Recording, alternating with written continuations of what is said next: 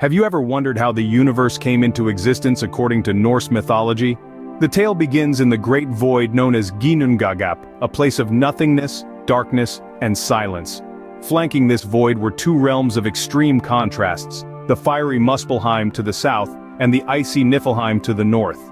As the heat of Muspelheim met the cold of Niflheim within Ginnungagap, a thaw occurred, leading to the emergence of a figure named Ymir, the first giant. Ymir was a hermaphroditic being, and the frost giants, or Jotun, sprung from his body as he slept. Meanwhile, the warm drops of ice continued to form another being, Buri. Buri had a son named Bor, who in turn fathered three sons, Odin, Vili, and Vi. These brothers, unsatisfied with the chaotic world of giants, decided to bring order, slaying Ymir. From Ymir's body they crafted the world, his flesh became the earth, his blood the seas, his bones the mountains, his hair the trees, and his skull the sky. And thus, from chaos and conflict, the Norse world was born. In the Norse cosmos, who were the key players shaping the world and its destiny? Let's start with the Aesir, one of the two families of gods. The Aesir were the primary gods, dwelling in Asgard, a realm separate from the human world. They were often associated with power, warfare, and sky. Most famous among them were Odin, Thor, and Loki. Odin, the All-Father, was the chief of the Aesir. He was the god of wisdom, war, poetry, and death. His thirst for knowledge was so insatiable that he even gave up an eye for it.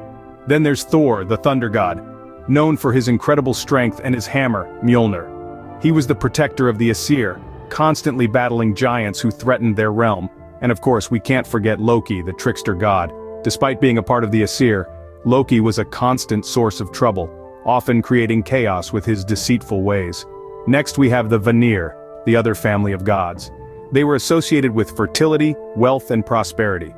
Freya, the most renowned of the Vanir, was the goddess of love, beauty, and fertility. She was known for her captivating beauty and her powerful magic. But the Norse cosmos wasn't just home to gods, it was also inhabited by a variety of mythical beings. Giants were the ancient enemies of the gods, often engaging in battles with them. They were seen as forces of chaos and destruction. Dwarves, on the other hand, were master craftsmen, creating many of the gods' most precious possessions, like Thor's hammer. And then we have the elves, mysterious beings often associated with nature and magic. The relationship between these gods and mythical beings was far from harmonious. The gods and giants were almost always at odds, and Loki's mischief often led to conflict. Yet these complex relationships and frequent conflicts brought a certain intrigue and drama to the Norse cosmos. These gods and mythical beings, with their complex relationships and frequent conflicts, brought intrigue and drama to the Norse cosmos. But what becomes of this intricate world and its inhabitants? What does Norse mythology predict? Well, dear listener, the prophecy of Ragnarok foretells a cataclysmic destruction, a brutal end to the world as we know it. The saga begins with the ominous signs of the Fimbul winter, a harsh, relentless winter that lasts for 3 long years, with no reprieve of spring or summer. This is the first warning, the harbinger of the end times. Following this, the dreaded wolf Fenrir, a creature of immense power and terror, breaks free from his chains. Fenrir's release is a pivotal event, setting the stage for the calamitous events to follow. The death of Baldur, the beloved god of light and purity, marks another milestone on this path to destruction. And then, the final battle ensues, a battle that shakes the very foundations of the Norse cosmos. Gods, giants, and creatures of all kinds engage in a fierce and deadly combat.